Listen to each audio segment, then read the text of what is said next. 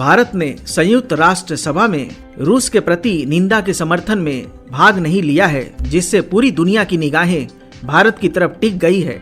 America और दूसरे कई देश रूस यूक्रेन के मामले में भारत को अपना रुख स्पष्ट करने को कह रहे हैं। अमेरिका और नेटो देशों की निगाहें भारत की तरफ इसलिए टिकी है क्योंकि भारत ने रूस द्वारा यूक्रेन पर हमले को लेकर रूस की निंदा के लिए संयुक्त राष्ट्र संघ में मतदान में हिस्सा नहीं लिया। भारत ने यह कहा है कि दोनों देशों के बीच मसला शांति से निकलना चाहिए। साथ ही भारत दोनों देशों के मामले में न्यूट्रल की भूमिका निभा रहा है। जाहिर है कि भारत रूस को अप्रत्यक्ष रूप से मदद कर रहा है। ऐसा इसलिए है क्योंकि रूस ने भी संयुक्त राष्ट्र संघ में भारत का समय समय पर कई मामलों में समर्थन करता आया है।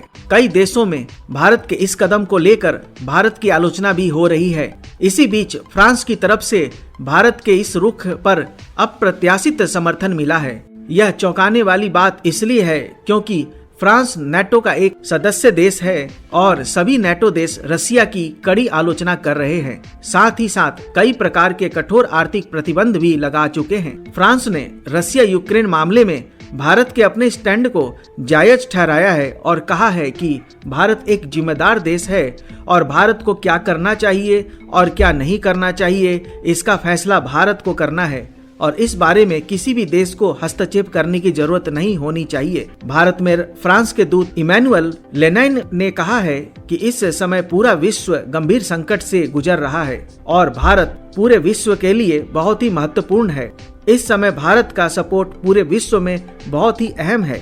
भारत की आवाज पूरे विश्व में सुनी जाती है। फ्रांस के दूत ने कहा है कि भारत विश्व में एक बड़े जिम्मेदार देश का रोल निभाना चाहता है। फ्रांस के राजदूत ने कहा है, मेरा देश फ्रांस भारत को संयुक्त राष्ट्र संघ के सिक्योरिटी काउंसिल में अस्थायी सीट के लिए बहुत ही जोरदार सपोर्ट करता रहा है। उन्होंने आगे कहा कि भारत की आवाज को पूरे विश्व में सुना जाता है।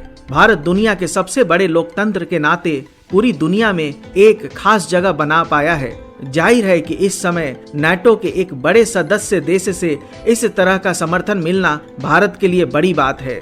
भारत ने रूस यूक्रेन युद्ध के बाद अपने रुख को स्पष्ट कर दिया है और कहा है कि इस युद्ध का कोई शांतिपूर्ण हल निकलना चाहिए और हमारी प्राथमिकता इस समय यूक्रेन में फंसे भारतीयों को सुरक्षित निकालना है।